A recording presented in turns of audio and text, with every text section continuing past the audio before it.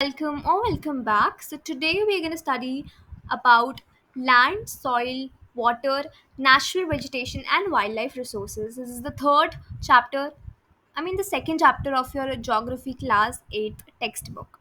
So let's start with it. So the topics are, firstly we'll do introduction. ठीक है, introduction में क्या पढ़ने वाले हैं हम? लैंड के बारे में पढ़ने वाले हैं. ठीक है, लैंड में क्या पढ़ेंगे? लैंड में हम पढ़ेंगे लैंड के uses, conservation of land resources की भाई लैंड कैसे यूज होता है और कंजर्वेशन कैसे होती है लैंड की रिसोर्सेज की. हम उसके बाद पढ़ने वाले हैं सेकंड नेचुरल रिसोर्स की, दैट इज सॉइल. ठीक है, अब सॉइल में क्या पढ़ेंगे? उसमें हम ये पढ़ने वाले हैं कि फैक्टर्स क्या हैं जो सॉइल की फॉर्मेशन करते हैं, सॉइल कैसे फॉर्म होती है, डिग्रेडेशन ऑफ सॉइल कैसे होता है कि भाई सॉइल डिग्रेड कैसे हो जाती है, कंजर्वेशन ऑफ सॉइल पढ़ेंगे कि अब सॉइल की हम कंजर्वेशन कैसे कर सकते हैं. फिर हम पढ़ने वाले हैं दूसरे नेचुरल रिसोर्स के बारे में विच इज वाटर. वाटर की वही प्रॉब्लम्स क्या है, उसकी अवेबिलिटी में आपको पता होगा यहाँ कितना वाटर की स्कैसिटी हो रही है. So we can study about the problems of water availability. ठीक है, तो वाटर की अवेलेबिलिटी बढ़ने के बाद हम कंजर्वेशन ऑफ वाटर रिसोर्सेज में आएंगे कि वाटर रिसोर्स कैसे कंजर्व करते हैं. इस चैप्टर में हम हर नेचुरल रिसोर्स के बारे में पढ़ेंगे. फिर उसकी हम क्या करेंगे, उसके क्या कंजर्वेशन टेक्निक्स हैं कि क्या कैसे उन्हें कंजर्व करें यार, because natural resources need to be protected, you need to protect them, right, because for future you need to save them, right. बहुत एक फेमस इंसान ने कहा है कि there is enough for every one's need but not for any one's greed. ये मैंने resource chapter में बताया था. किसने बोला था? गांधी जी ने बोला था, महात्मा गांधी जी ने, कि आपके नीड के लिए, आपकी ज़रूरत के लिए सब कुछ है बट आपके लालच के लिए कमी पड़ने वाली, क्योंकि लालच का तो कोई अंत नहीं है. There is no end for greed. You getting that? Yes. फिर हम नेचुरल वेजिटेशन पे बात करेंगे, जिसमें हम कैसी डिस्ट्रीब्यूशन है आपके वर्ल्ड में, इंडिया में नेचुरल वेजिटेशन की, कंजर्वेशन कैसे कर सकते हो, वाइल्ड लाइफ की बारे में पढ़ेंगे और फिर हम कंजर्वेशन की बात करेंगे. Let's come to the introduction. Natural resources are anything that people can use. इस चैप्टर में मैंने बोला कि हम नेचुरल रिसोर्सेज के बारे में पढ़ने वाले हैं. तो नेचुरल रिसोर्सेज होते क्या हैं? हर चीज़ जो हम ह्यूमंस यूज़ कर सकते हैं which comes from the nature, such as land, water and air. Land हम यूज़ कर सकते हैं, वाटर हम यूज़ कर सकते हैं, एयर भी हम यूज़ कर सकते हैं. और कहाँ से आ रहा है? नेचर से आ रहा है. सो ये सारे क्या है? नेचुरल रिसोर्सेज हैं. Natural resources are those resources that we can directly use. ठीक है, from the nature, that we get from the nature and we can use them. We have access to those natural resources, land, water and air. Okay, now let's come to land. अब हम land क्या पढ़ने वाले हैं. So, the very first thing about land that we're going to proceed is, so one more thing that I want to tell you. So, we're going to study about land, water, and soil. Okay, not air. Matlab, air is a natural resource, but in this chapter, we're going to focus more on soil. Cool with it? Yes. So, let's start. अभी मैंने बात की कि हम land की बात करने वाले हैं. देखो, one of the most important natural resources is land. Land सबसे इंपॉर्टेंट नेचुरल रिसोर्स है. ठीक है, क्यों इंपॉर्टेंट है यार? कहाँ रह रहे हो आप? लैंड पे रह रहे हो, तो लैंड बहुत इंपॉर्टेंट है. ठीक है, it is one of the most important natural resource. It covers about 30% of the total area of the earth surface. पूरे अर्थ के 30% एरिया में लैंड ही है. बाकी 70 पे वाटर है, बट 30 में क्या है? लैंड है. However, all parts are not habitable. All parts are not habitable का मतलब है कि सारे parts क्या है, उसमें habitat नहीं है, वहाँ पर life exist नहीं करती है. ठीक है, the reason behind uneven distribution of population in different parts of the world is mainly due to the varied characteristics of land and climate. तो हमारा climate, हमारा land की थोड़ी अलग अलग characteristics हैं. इसकी वजह से इतना uneven distribution है कि भाई पहाड़ों में थोड़ी अलग population, right? land में हम देखते थोड़ा अलग है. So it's uneven distribution of population in the land area, क्योंकि वो डिपेंड कहाँ पर करती है? कैरेक्टरिस्टिक्स पे डिपेंड करती है, वहाँ उस लैंड की और उस क्लाइमेट की. ठीक है, area which are normally sparsely populated और uninhabited, rushed topography, steep slopes of the mountains, low-lying area, susceptible to waterlogging, desert areas, thick forested areas. तो यहाँ पर यूजुअली इन इलाकों में बहुत कम पॉपुलेशन होती है, बहुत कम यहाँ पर लोग रहते हैं, यहाँ पर ज़्यादा हैबिटेट नहीं होता, क्योंकि यहाँ की टोपोग्राफी बड़ी वियर्ड सी होती है, बहुत स्टीप स्लोप्स होते हैं। ऑब्वियसली माउंटेन्स में जहाँ पे बहुत स्टीप स्लोप है, मतलब एकदम कोना टाइप का स्लोप बताया था, इट इज़ काइंड ऑफ ऐसे इन्वर्टेड टाइप का स्लोप टाइप का। सो वहाँ पर कोई भी घर है तो वो कितनी कोई इंसान गिर सकता है, it is uncomfortable, it is not comfortable to live in those places. तो लोग वहाँ पर ज़्यादा रहते नहीं हैं, इसीलिए वहाँ पर हैबिटेट बहुत कम है, लोग वहाँ पर ज़्यादा रहते नहीं, इसलिए बहुत कम लीस्ट पॉपुलेटेड इलाके हैं।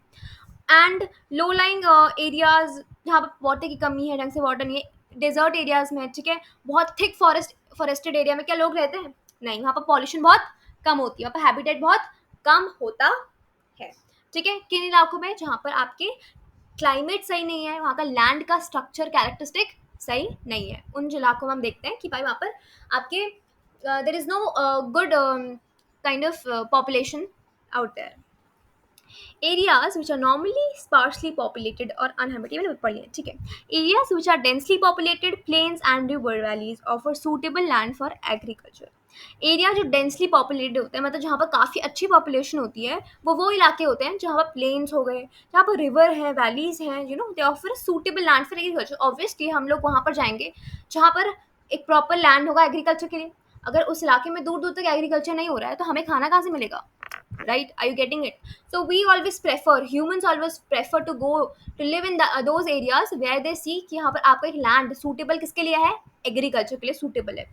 तो ये एग्रीकल्चर के लिए कैसे लैंड सूटेबल होते हैं? प्लेन्स सूटेबल होते हैं, रिवर वैली सूटेबल होती है, बिकॉज वहाँ पर से आप इरिगेशन हो जाएगी, पानी की अच्छी सप्लाई होगी, आपकी लैंड की सॉइल अच्छी होगी, ठीक है, एंड लैंड का टेक्सचर अच्छा होगा, लैंड की कैरेक्टरिस्टिक्स अच्छी होंगी, you will be able to grow crops in a better way. So you would be able to grow good crops. Agriculture अच्छा होगा, मतलब वो लैंड आपका एग्रीकल्चर की अच्छी खासी आपको अपॉर्चुनिटी दे रहा है फॉर एग्रीकल्चर। तो हम उन्हीं इलाकों में ज़्यादा रहते हैं। तो डेंसली पॉपुलेटेड एरियाज में प्लेन्स आते हैं, रिवर वैलीज आते हैं, because these area provide good amount of exposure for agriculture. And उन इलाकों में लाइक डेजर्ट्स हो गए, काफ़ी स्टीप स्लोप्स माउंटेन्स के, है ना, एंड बहुत डेंस फॉरेस्ट, ठीक है, इन इलाकों में ज़्यादा हैबिटेट होता नहीं है, these are uninhabited area and very sparsely populated मतलब बहुत कम पॉपुलेटेड, यहाँ पर ज़्यादा पॉपुलेशन नहीं होती। Densely populated is in plains and river valleys, ठीक है, ओके। अब लैंड के यार यूज़ क्या होते हैं? The different purpose of land such as agriculture, forestry, mining, building houses, road, setting up of industries for which land is used is known as land use. Land use होता क्या? मतलब land को किस लिए use करते हो यार? क्या लैंड को रखा होता है? नहीं, लैंड किस लिए यूज़ हो रहा है? एग्रीकल्चर के लिए। मैंने सबसे पहले बताया भी, जस्ट एग्रीकल्चर के लिए हम यूज़ करते हैं और हम प्रेफर करते हैं ऐसा लैंड जो हमें एग्रीकल्चर के लिए हेल्प कर रहा है। तो एग्रीकल्चर के लिए लैंड यूज़ होता है, फॉरेस्ट्री के लिए भी लैंड यूज़ है, फॉरेस्ट बनाने के लिए, है ना। फॉरेस्ट कहाँ पर होते हैं? एग्रीकल्चर मतलब प्रॉपर लैंड में ही होते हैं। माइनिंग के लिए, माइनिंग मतलब जब आप माइनिंग करके कोल निकालते हो, अलग अलग rocks deep inside the soil, आप लैंड को माइनिंग करते हो, पता है माइनिंग का। बिल्डिंग हाउसेस, ऑब्वियसली रोड्स बनाने के लिए, नई इंडस्ट्री सेटअप करने के लिए हम लैंड को यूज़ कर रहे होते हैं। काफ़ी ईजी है, बड़ा ऑब्वियस सी चीज़ है। The factors that determine the use of land area, land को कैसे यूज़ करें उसके फैक्टर्स क्या हैं? पहला है टोपोग्राफी, दूसरा है सॉइल, तीसरा है climate, minerals, availability of water. These all are your factors जो डिटरमाइन करते हैं यूज़ ऑफ लैंड। कि आप लैंड को कैसे यूज़ करोगे, ये वही फैक्टर्स है जो बहुत इंपॉर्टेंट होता है, डिटरमाइन करते हैं, ठीक है। तो अगर मैं एक एक पे आऊँ तो पहला है टोपोग्राफी। टोपोग्राफी का मतलब क्या होता है कि भाई वहाँ का फिजिकल अपीयरेंस कैसा है उस इलाके का, वहाँ का लैंड कैसा है, मतलब वहाँ पर कैसी connectivity of the rivers and all that, mountains, इन सब की। तो इन जनरल टोपोग्राफी, सॉइल पता ही है कि वहाँ की सॉइल कैसी है, क्लाइमेट कैसा है, वहाँ का मिनरल्स कैसे हैं है ना उन सारे इलाकों में, एंड कैसी वाटर की अवेलेबिलिटी है। तो ये सारे क्या हैं? फैक्टर्स जो लैंड के यूज़ को डिटरमाइन करते हैं। Important determinants of land use pattern, human factors such as population, technology, ये इंपॉर्टेंट। अब लैंड यूज का पैटर्न कैसा है? आपकी ह्यूमन फैक्टर्स क्या हैं, जैसे कि पॉपुलेशन कहाँ पर ज़्यादा है, टेक्नोलॉजी जहाँ पर ज़्यादा है, land division on the basis of private land and community land, land को हम डिवाइड करते हैं into two on the basis of the private land and the community land. Private land क्या होता है? प्राइवेट लैंड वो लैंड होता है which is owned by individuals. आप अपने प्लॉट्स लेते हो, वो हमारा क्या हो गया? प्राइवेट लैंड हो गया। Community land is owned by the community for common use like collection of fodder, fruits, nuts और मेडिसिन हर्ब्स। हम गाँव में जाते हैं, वहाँ पर नॉर्मल ऐसे फॉरेस्ट होते हैं जो किसी के नहीं होते, है ना? वहाँ पर आप जाते हो, अपने फ्रूट्स कलेक्ट कर लेते हो, नट्स कलेक्ट कर लेते हो, है ना? मेडिसिनल हर्ब्स के लिए होते हैं। लाइक वो कैसे लैंड होते हैं? Community land. Are you getting it what I am saying? These are community land, मतलब सब कोई भी यूज कर सकता है। सो कम्युनिटी लैंड हो गया, ठीक है? जैसे कि आपके फॉरेन से समय आपको आराम से बढ़िया बढ़िया मिलता है, ठीक है? एंड प्राइवेट लैंड जो आप खुद ओन करते हो, the individual that own their own land, these are private lands. Community land जो सबके लिए होते हैं, वहाँ पर जाइए, फोटो कलेक्ट कीजिए, आपके मेडिसिनल हर्ब्स कलेक्ट कीजिए, you can collect anything, you can go and visit those. Also called common property resources. तो कम्युनिटी लैंड को मैं कॉमन प्रॉपर्टी रिसोर्सेज भी बोलती हूँ। Are you getting it what I am trying to say? Yes. Population and demands are increasing but land is limited. Now problem ये हो रही है कि पॉपुलेशन बढ़ रही है बट, और डिमांड भी बढ़ी हमारी। हमको पेपर चाहिए, अब पहले पेपर नहीं होता था, अब हमें पेपर चाहिए, तो more trees needs to be grow. And हमको घर चाहिए, हमें इंडस्ट्रीज चाहिए, तो डिमांड्स बढ़ रही है, पॉपुलेशन बढ़ रही है, बट क्या लैंड बढ़ रहा है? लैंड नहीं बढ़ रहा। लैंड उतना का उतना ही है, बिकॉज अर्थ जितनी थी उतनी है। तो लैंड बढ़ा है, लैंड नहीं बढ़ा। पॉपुलेशन, डिमांड सब बढ़े हैं, बट लैंड तो उतना ही है ना। Land is limited. Is it unlimited? No, it is limited, एक लिमिट तक ही है। Many constructional activities are going on also, मतलब बहुत सारी कंस्ट्रक्शन एक्टिविटीज चल रही हैं, ठीक है, here and there. Agriculture land is expanding. अब लैंड में हम एग्रीकल्चर को बहुत बढ़ावा दे रहे हैं, बहुत ज़्यादा बड़े लैंड में एग्रीकल्चर करना शुरू कर रहे हैं। These are leading to land degradation. Land degrade हो रहा है, खराब हो रहा है, लैंडस्लाइड्स आ रही है, soil erosion. Oh my God, landslides आपको पता होगा उत्तराखंड के आसपास कितनी लैंडस्लाइड आता है। लोग चलते हैं गाड़ियों से, ऊपर से ऐसे लैंडस्लाइड आती है। दैट इज सो डेंजरस, इतने लोग की जान जाती है। And this is happening because we are constantly using the land for agriculture. The land is getting degraded, and as a result what we are experiencing? Landslides। Soil erosion हो रहा है, soil के ऊपर की लेयर में जितने nutrients हैं वो सब उड़ जा रहे हैं, सॉइल इरोशन। डेजर्टिफिकेशन हो रहा है। डेजर्टिफिकेशन क्या होता है? जब प्रॉपर एक लैंड, फॉरेस्ट वाला इलाका डेजर्ट में कन्वर्ट हो जाता है, उसमें होता है डेजर्टिफिकेशन, तो वो भी दिख रहा है। These are major threats to the environment. Land का डिग्रेडेशन एक बहुत बड़ा थ्रेट है इन्वायरमेंट के लिए, हमारे लिए कितना डेंजरस है। अब भाई बात करते हैं कि यार कंजर्वेशन क्या कर सकते हैं हम। Let's talk about the conservation of land resources. Land resources को कैसे कंजर्व करें, कैसे उनकी यार सुरक्षा करें, because land is a very important resource, we need to conserve them. पहला, causes of degradation of land resources. क्या कॉज है, किन की वजह से लैंड डिग्रेड हो रहा है?